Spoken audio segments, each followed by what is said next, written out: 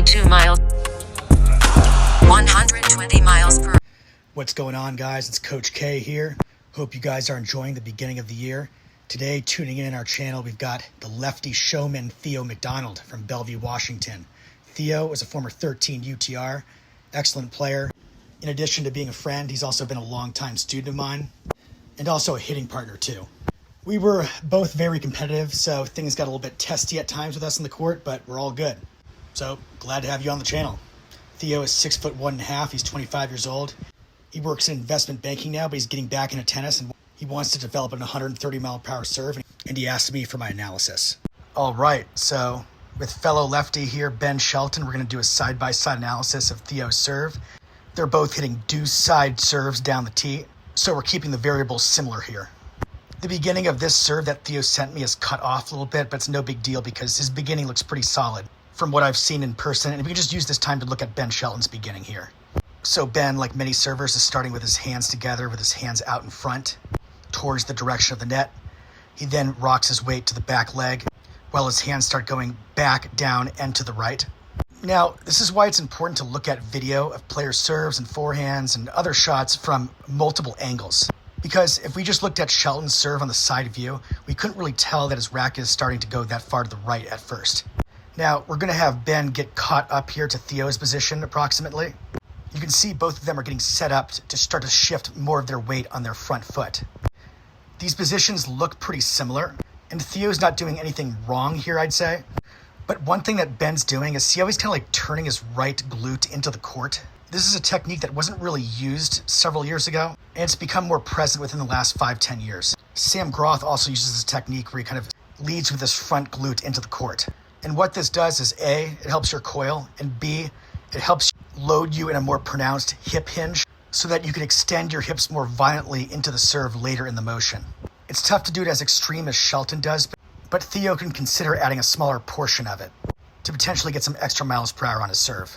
The other thing that's related is that Shelton has a little bit deeper of a load, and because he's able to get out of it very well, it helps him preset a very powerful beginning to his kinetic chain. Shelton also has a pronounced elbow the enemy technique, and his front arm is even cocked back more than vertical, so it's even more towards the right side fence than vertical.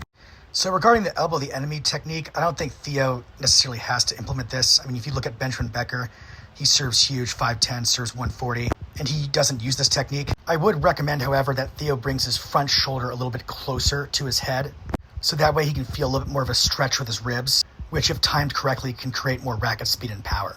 His toss is high enough to where he has time to get in this position. So what I'm getting at is even though you see people who toss pretty low don't necessarily get in this position, largely because they're getting a lot of their power from forward momentum, more so than extreme loaded position, Theo's toss is high enough to where he can get into a deeper load. Assuming he wants to keep that higher toss, he should take advantage of using that extra time to load more. Another thing you'll see is that sometimes Theo has a tendency to pull his head a little bit, and that could take energy away from the target and also make him more tempted to over-rotate.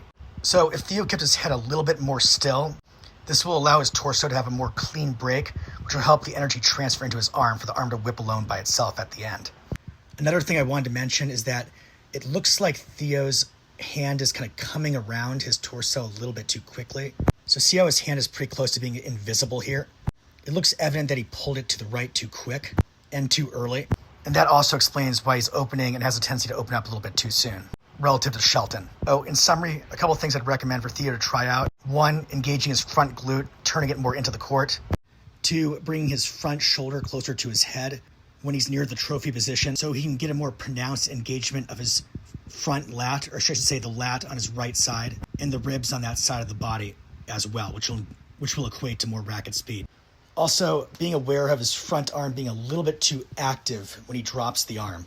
So I think by having his front arm stay up a little bit longer and being aware of that hand/arm pulling around too soon, that's going to put everything together really nicely. All right, Theo, I hope you enjoyed this analysis. I'm looking forward to hearing how these tips help you when you try to implement them on the court. Also, thanks guys for tuning into this channel, tuning into this video. Have a good rest of your day, and I'll see you guys soon.